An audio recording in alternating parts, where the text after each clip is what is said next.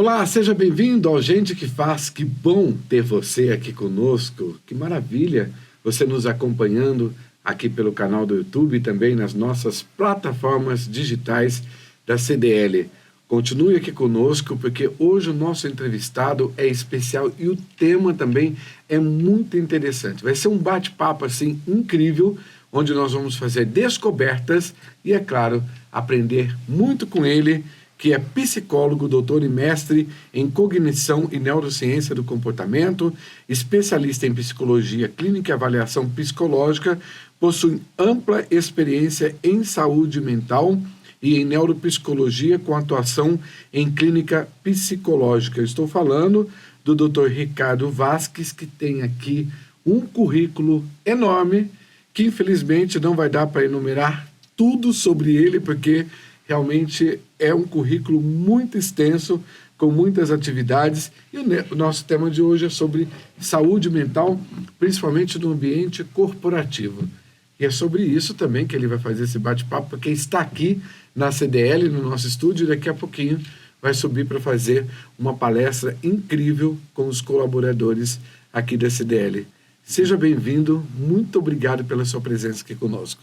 Eu que agradeço, tá? O convite foi muito oportuno. A gente está passando por um mês de comemoração e é um momento de levantar esse tema, de não tentar evitar falar das coisas que nos incomodam. Então, já que criamos o Setembro Amarelo, né? Acho que vale a pena a gente colocar. Agradeço o convite para a CDL, que me chamou, confiou, junto com a Amanda, que vai participar comigo, fazer essa conversa com todo mundo que trabalha aqui, que, assim como outras organizações, devem ter suas questões para serem sanadas, né? Muito bem. Quando a gente fala em questão do Setembro Amarelo, e a gente sabe que isso é muito importante no Brasil, né? Desde quando começou essa campanha, eu percebi que os comportamentos também mudaram muito, inclusive dentro das empresas. Eu vou puxar mais para o ambiente corporativo, que é onde nós estamos inseridos, e o contexto que nós trabalhamos aqui. O quanto que isso tem contribuído nessas campanhas nos últimos anos para fazer a mudança de comportamento, o pensar mais sobre a questão da saúde mental. O senhor tem notado essa mudança de comportamento dentro dos ambientes? Não, sem dúvida, sem dúvida. Hoje em dia a gente consegue falar abertamente, por exemplo, de assédio. Algo que causa muita dor, e é muito velado, muito escondido. Às vezes reconhecido pela vítima e inclusive pelo agressor. Então, sim, eu tenho visto, inclusive, hoje eu estou orientando uma iniciação científica sobre isso com uma aluna, Ana, que vai fazer sobre o assédio dentro da psicologia, mas nas empresas, acho que é um tema super forte. A gente vai ter a questão do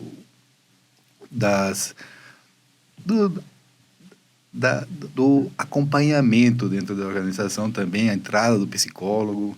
Que é muito importante isso que o senhor falou, a entrada do psicólogo dentro do ambiente corporativo.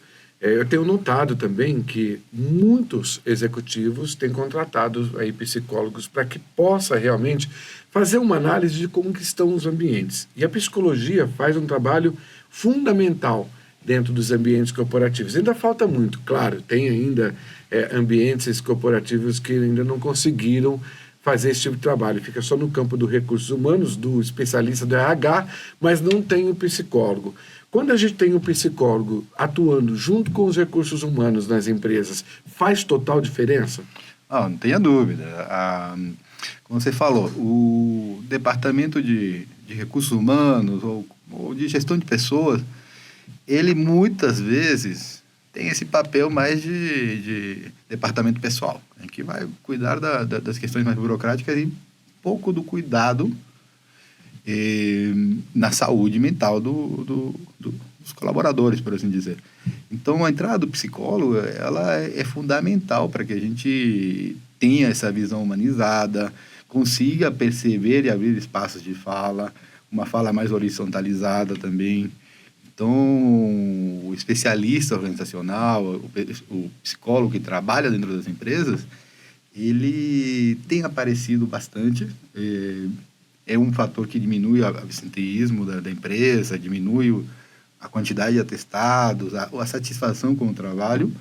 E hoje temos também uma mudança muito importante na legislação, que é com a exigência da NR1, em que vamos ter um incentivo, por assim dizer, em que se trabalhe, se reforce a prevenção em saúde mental, especialmente olhando para aqueles fatores de adoecimento, aqueles fatores de prevenção, aqueles fatores que podem, de alguma forma, contribuir para que a gente tenha um ambiente mais saudável.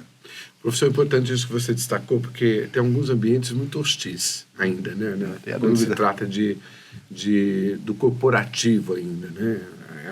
Tudo muito rápido, somente quem trabalha, por exemplo, no setor logística, que você tem que lidar com o público, você tem que lidar com as questões internas, você tem que trabalhar como você vai fazer essa comunicação com quem você está atendendo, e muitas vezes você acaba recebendo também agressões verbais de quem está do lado de fora. Tudo isso influencia para o colaborador, ou seja, influencia para que ele consiga ter uma saúde mental qualificável, podemos dizer assim.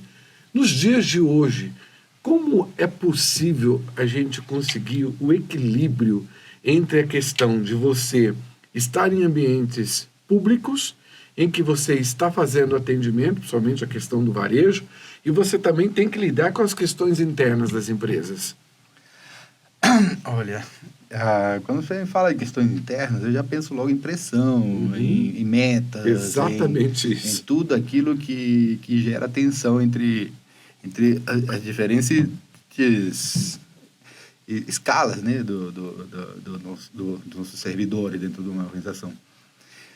E aí a gente tem esse ambiente colocado externo, né, o público, aquilo que tem visitação, que precisa ser um ambiente harmonioso, um ambiente bom, que a pessoa goste de estar, que seja bem atendida, né?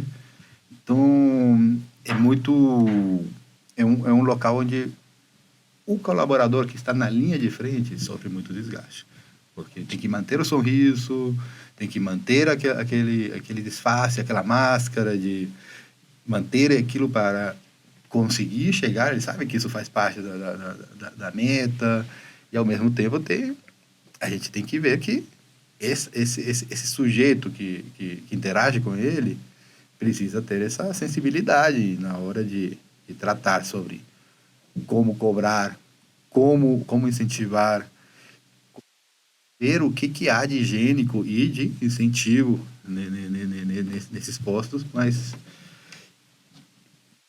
tem também que ter essa ideia de diversidade, de segmentos. Não é uma área que é fácil, por assim dizer, sabe? É uma área que precisa de um olhar muito, muito, muito próximo e um estudo, eu diria que um estudo muito individualizado. Para entender exatamente a questão comportamental de cada indivíduo. Exatamente, do público. E a sua relação com o outro também, né? Porque o relacionar-se com o outro hoje é uma questão de você entender o outro, mas também se entender. Porque quando você não consegue se entender, que é aquilo que você falou no começo da nossa entrevista, o tocar na ferida, que é o olhar interno, que é quando a gente olha para a gente mesmo, né? Olhar para o espelho, nos olhar, né? Quando a gente para prestar atenção quem nós somos, e o indivíduo tem essa dificuldade, né? De se auto-reconhecer, de fazer essa pergunta, quem sou eu? Quando a gente entra para o universo interno de quem nós somos, é uma curiosidade que é difícil para o ser humano admitir, que a gente ainda tem que melhorar muito, né? Olha, vou usar alguns conceitos mais antigos, né? Que dentro da psicologia a gente vai ter esses nomes, Jung, Freud, nomes clássicos, né? Que vão dizer que esse olhar, né? Essa luz na sombra da gente, ela nos traz vergonha, nos traz culpa, nos traz medo, especialmente, sabe? Então, mas é nesse olhar que a gente consegue tirar um pouquinho de tensão disso, baixar essa energia, essa resposta tão exagerada, às vezes, que é a resposta emocional. Então, eu acho que, sim, mexer na ferida é importante, mas tem que saber mexer. A resposta emocional seria o quê, para entender basicamente? É a relação de como que a gente conversa com o outro, do que a gente solta de emoção para o outro? Seria isso? Olha, a resposta emocional é uma resposta mais complexa do que isso. A gente vai ter uma questão comportamental mesmo, Uhum. que envolve a nossa postura, o nosso rosto, nossa expressão facial mesmo, que vai condizer com aquilo que estamos sentindo. Entrega tudo, né? Exatamente. O rosto Hoje entrega. o olhar entrega tudo, Não né, tem jeito, professor? não tem jeito.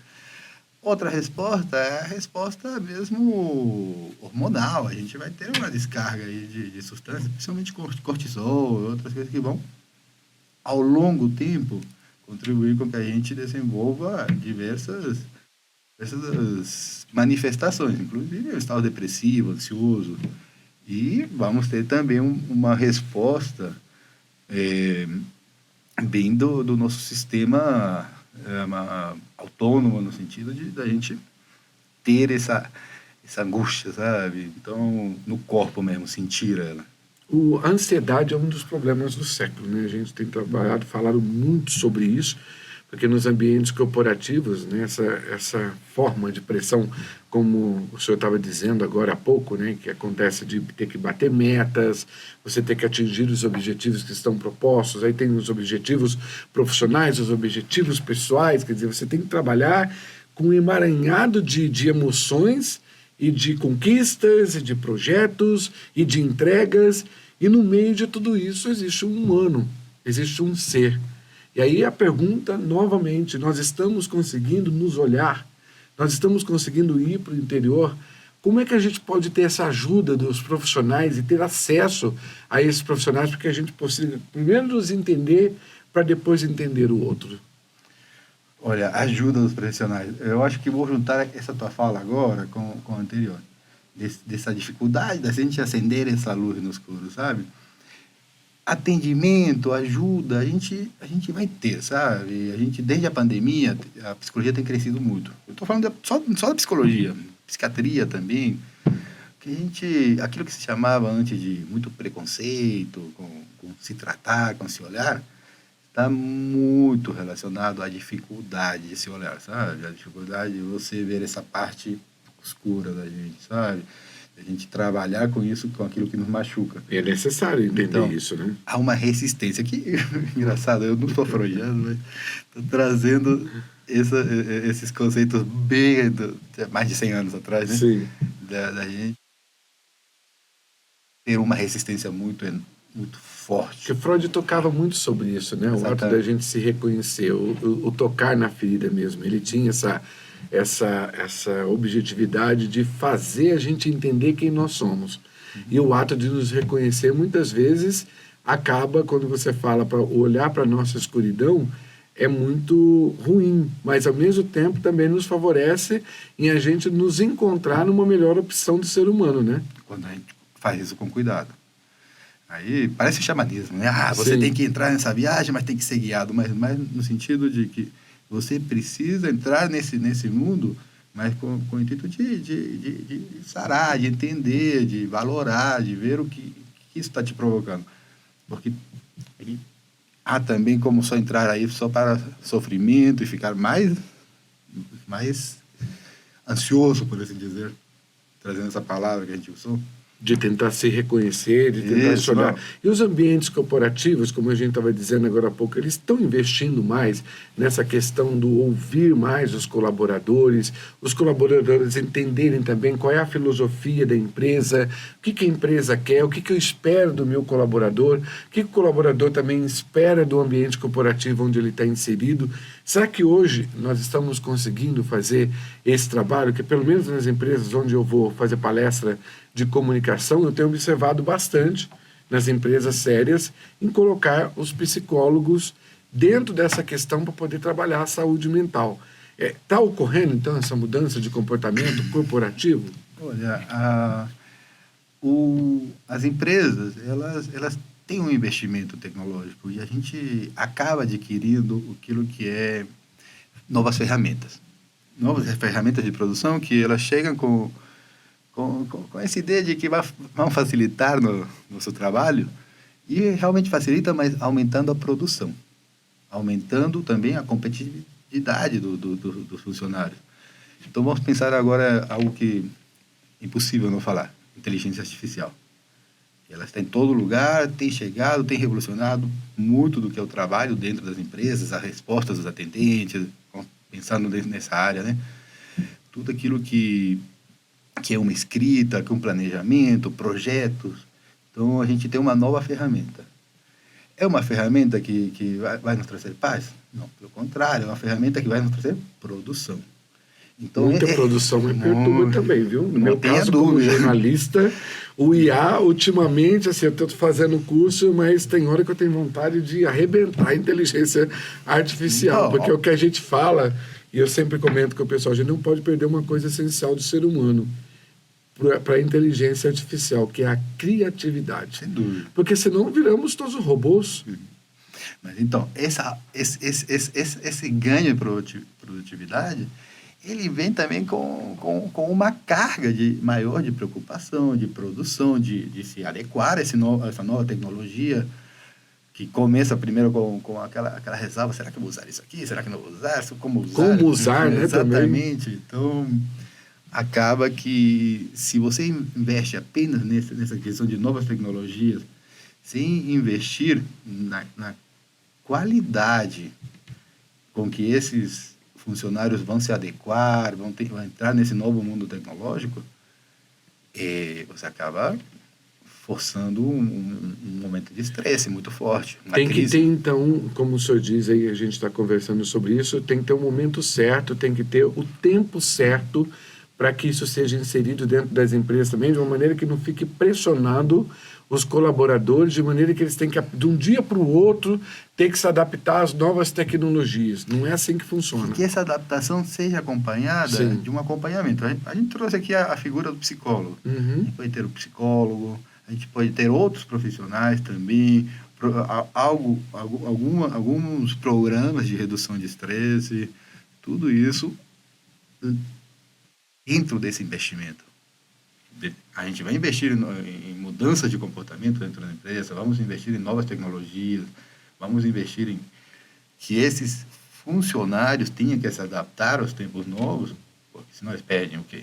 Capacidade, competitividade, perdem metas, e ao mesmo tempo eles não têm um suporte. Então, tem que ter um investimento também naquilo que é redução de estresse, redução de burnout dentro da empresa. Então, e palestras como essa que o senhor está realizando hoje com mais uma profissional dentro das empresas, CDL, Câmara dos Dirigentes Lojistas, trabalhando isso. Olha que importância você trazendo isso para os colaboradores que podem multiplicar isso dentro dos seus departamentos. Que a ideia é que você traga essa informação, mas que também os mentores, né, os que estão dentro dos seus departamentos possam multiplicar essa informação e melhorar essa questão da qualidade. É importante tratar desse assunto dentro das empresas, é importante que o setor fique de olho realmente para trazer profissionais como vocês para falar, para trocar diálogo e principalmente para vocês ouvirem e entender o que está acontecendo dentro das corporações.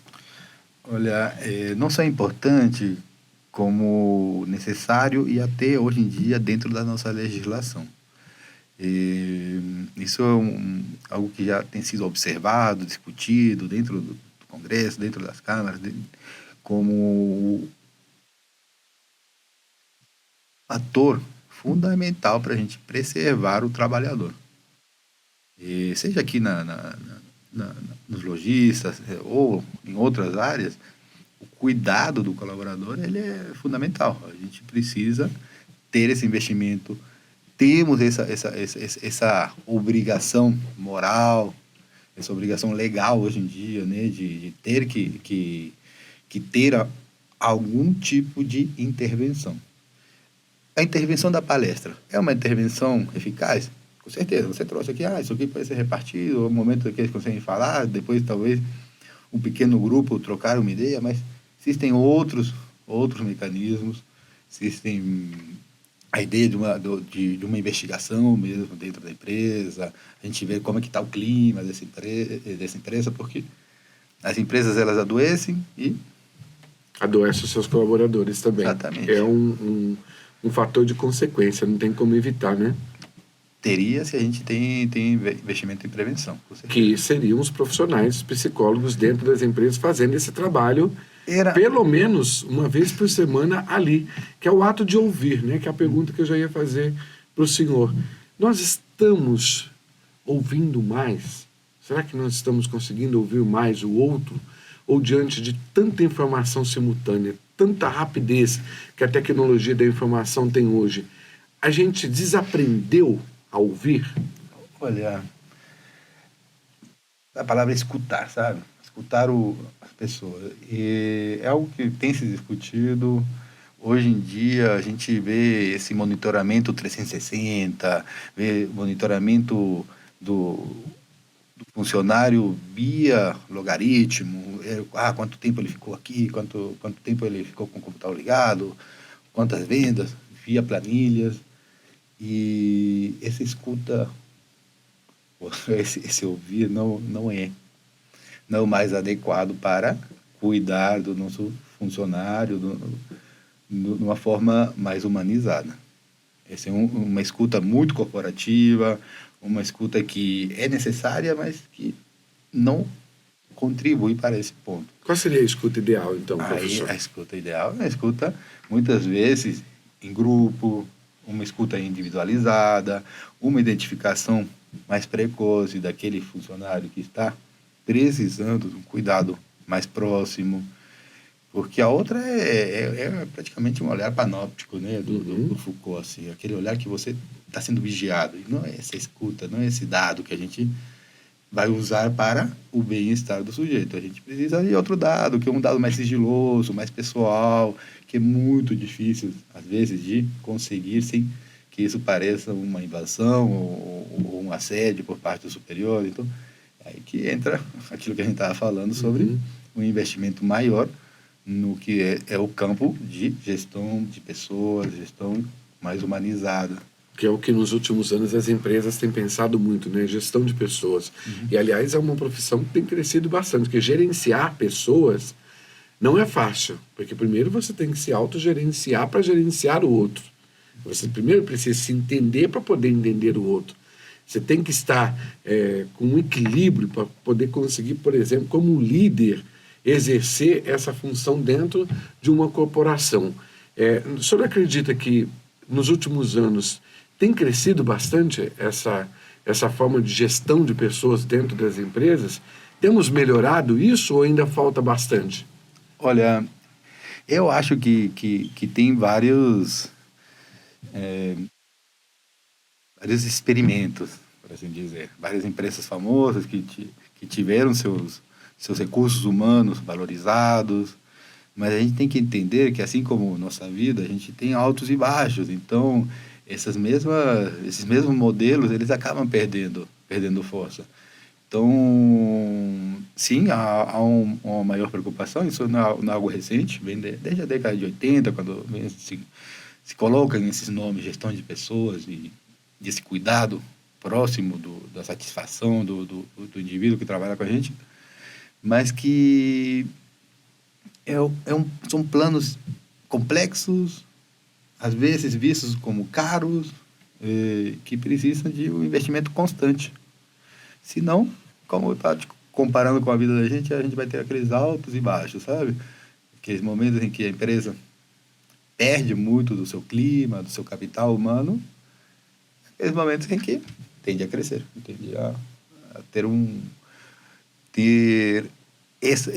não só um crescimento na produção, no lucro, mas também um crescimento naquilo que é o capital humano, do sujeito mais comprometido com o trabalho. Tem que lembrar que o sujeito, a sua identidade, aquilo que ele é, boa parte está baseada naquilo que ele faz, né, de produtivo. Então, quando sente que não há um retorno, não há uma troca interessante, um significado no trabalho, aquilo que é o capital de trabalho, né? A gente vai perdendo essa boa vontade. Professor, para a gente finalizar, gostaria que o senhor deixasse um recado para as empresas, para os colaboradores, principalmente nesse Setembro Amarelo que já passou, né? O episódio está sendo exibido agora em outubro, e que deveria continuar, né? São campanhas que não deveriam ser respectivas apenas a um mês, mas que se continuasse o debate para sempre, todos os dias, né? É importante a gente falar sobre isso. Qual é o recado que o senhor passa para as empresas hoje, quando se trata de saúde mental, em 1 minuto? Bom, o investimento nessa área não é algo supérfluo, não é algo que vai tirar produtividade, pelo contrário, e eu acredito sim que temos muito ainda para contribuir. Eu venho aqui da psicologia, é uma área que tem uma entrada boa, tem um papel muito importante dentro de uma empresa e que muitas vezes é negligenciada assim. Então, vale a pena sim. Investimento sempre, né, professor? Isso. Quero agradecer muito sua presença aqui no nosso estúdio. Foi um bate-papo muito interessante. Claro que eu gostaria de continuar, porque é um tema complexo que teria que ter pelo menos aí mais uma meia hora para a gente falar, mas é claro que a gente vai poder retornar depois para poder destacar mais sobre esse assunto, aprofundar mais sobre os temas que envolvem aí a saúde mental. Mas muito obrigado pela sua participação aqui, pelo trabalho que você exerce. Muito bem, eu agradeço o convite. E fico à disposição, tá? Eu conversei com o professor especialista Dr. Ricardo Vasques. Espero que você tenha gostado do nosso assunto de hoje. Aproveita então para apertar o sininho do Gente que Faz e também compartilhar esse conteúdo para todos que estão nos assistindo. Tenho certeza que as pessoas vão amar e vai enriquecer muito o seu dia a dia. Até a próxima. Tchau.